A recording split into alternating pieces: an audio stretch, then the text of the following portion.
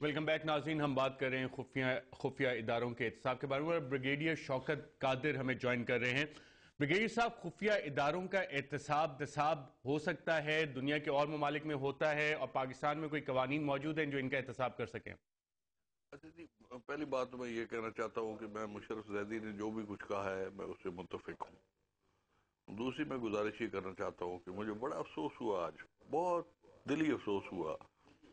کافی عرصے سے افسوس ہو رہا تھا, مگر آج میں اس کا اظہار کرنا چاہتا ہوں کہ پیپلز پارٹی کا ان میں کچھ بندے تھے جن کی میں عزت کرتا تھا. ان میں ایک فرت اللہ بابر صاحب تھے. انہوں نے آج یہ کہہ دیا کہ جی یہ خفیہ اداروں کا کوئی احتساب ہے ہی نہیں. یہ بالکل غلط بات ہے.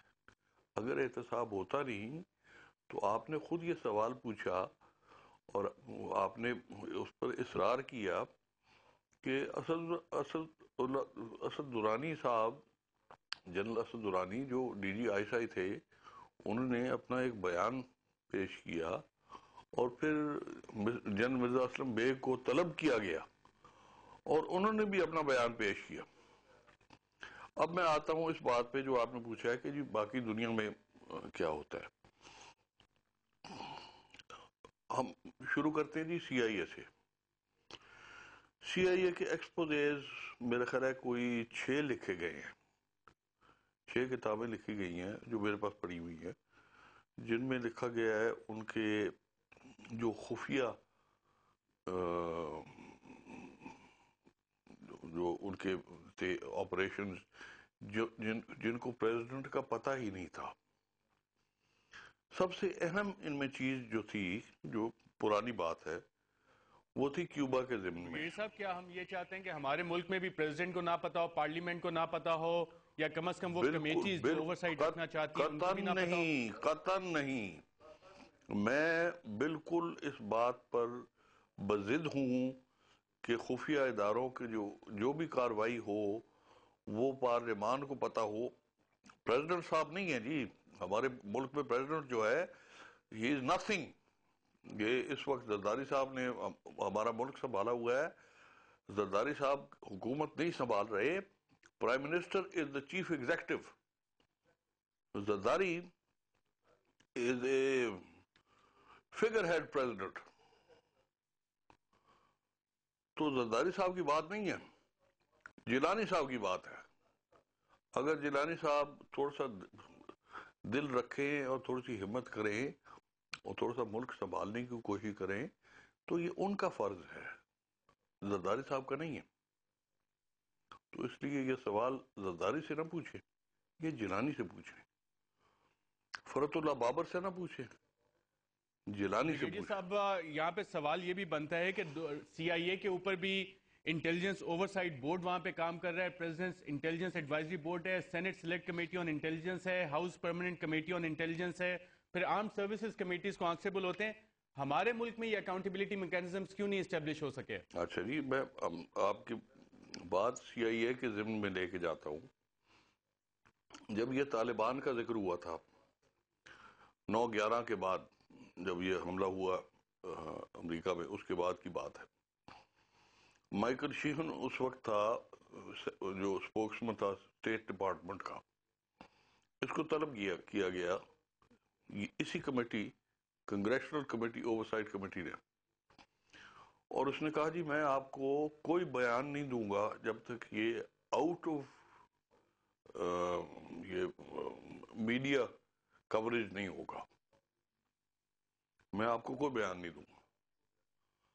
اور اس نے بڑا زور لگایا اس بندے نے, ایک وہ کانگریسمن بریگیڈیئر کیا. شوکت قادر صاحب, 9/11 کی جو کمیشن رپورٹ تھی وہ بھی سر عام آئی, سب کے سامنے آئی, سی آئی اے کے چیف بھی وہاں پہ پیش ہوئے. مشرف زیدی صاحب, کیا یہ حقیقت تھی کہ سی آئی اے نے جواب ہی نہیں دیا 9/11 کمیشن کو, یا وہاں کی کمیٹیز کو بتایا نہیں کہ اتنا بڑا انٹیلیجنس فیلئر کیسے ہوا؟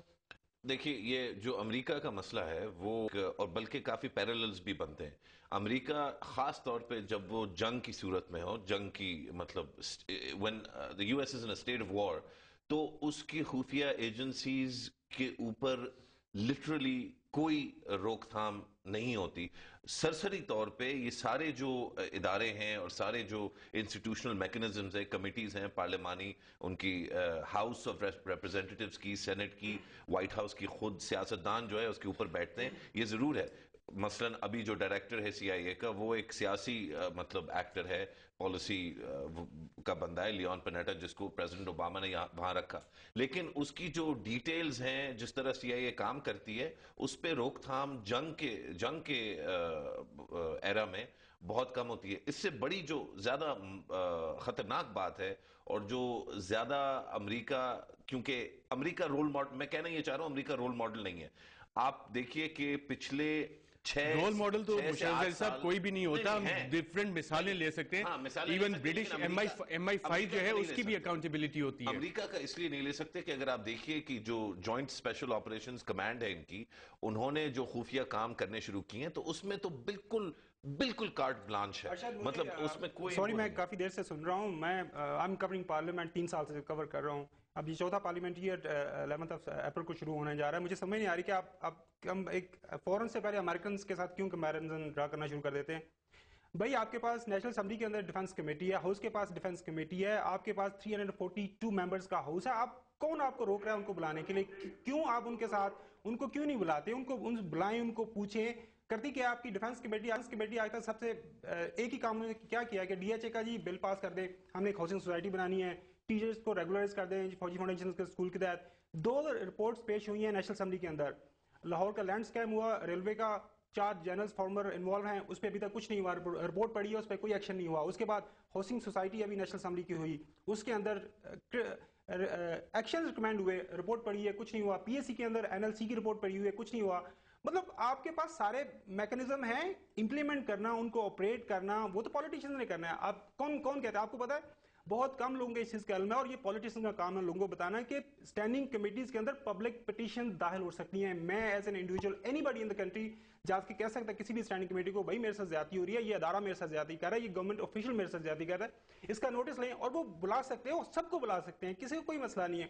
مسئلہ یہ آپ نے کرنا ہے صاحب پارلیمنٹ میں عام آدمی گھس نہیں سکتا سیکیورٹی کے نام پہ, آپ کہہ رہے ہیں پٹیشن فائل کرے گا. یہ تو کام کرنے ہیں, یہ تو آپ لوگوں نے, یہ بات نہ کرو, یہ میرا بھائی ٹھیک کہہ رہا ہے. ہمارے پاس کوئی ہے نہیں ہے, کوئی ہمارے پاس کوئی میکانزم نہیں, یہ غلط بات ہے. ساری چیزیں وہاں پہ ہیں, ان کو آپریٹ کرنا ہے, ان کو اپنے آپریشنلائز کرنا ہے, پولیٹیشن نے کرنا ہے.